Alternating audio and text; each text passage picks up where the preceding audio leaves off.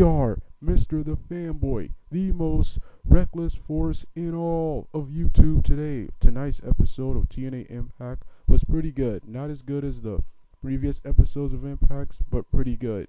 The show started off with Kurt Angle, Jeff Hardy in the ring, and Eric Bischoff comes to the ring and congratulates Anderson for winning his match at No Surrender and puts over Hardy and Angle for their match at No Surrender. Then he announces a triple threat match for Bound for Glory, but Dixie comes out and cancels that match and books a rematch between Hardy and Angle, with the winner facing Anderson at Bound for Glory for the TNA Championship. The first match of the night was Samoa Joe versus Kevin Nash. This was a pretty good match, pretty good TV match, good brawl. Samoa Joe controls most of the match until Sting and Jeff Jarrett start brawling outside the ring, and then a brawl breaks out between all four wrestlers. The next match of the night was an X Division title match between Jay Lethal and Douglas Williams. Awesome match here with lots of back and forth action. Jay Lethal wins with the lethal injection on Williams, and now he is the X Division champion. This feud is going to be awesome. The next match of the night was a Knockouts tag team title match between Hamada and Taylor Wilde versus Lacey and Madison Rayne. This was a pretty good match. Lacey is actually improving, surprisingly. Hamada and Taylor Wilde defeat Lacey and Madison Rayne. After the match, Rayne and Tara attack Lacey, and the beautiful people hit the ring and make the save. So now Lacey is with them. Like I said before, awesome match and segment here. I'm happy to see Taylor Wilde and Hamada used on the tapings. They're two of my favorite knockouts in TNA. I love the beautiful people, but I think Hamada, Daphne, and Taylor Wilde and Sarit are the best knockouts right now. Tommy Dreamer comes out alone, and he says he does not want to see any of his friends get hurt anymore, and he calls out Fortune to end the rivalry. Fortune comes out, and Tommy Dreamer cuts a series of epic promos, putting over all members of Fortune and asks AJ Styles for his hand.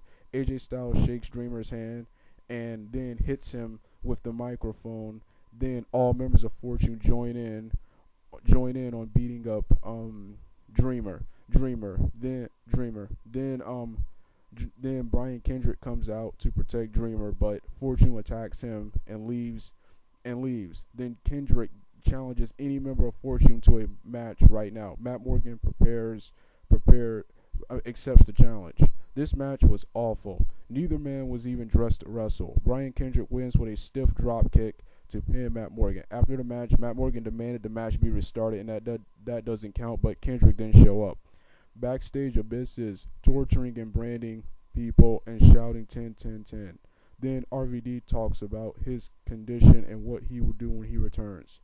Next, Generation Me comes out and cuts a promo saying the TNA Tag Team Championships are supposed to be defended within 30 days.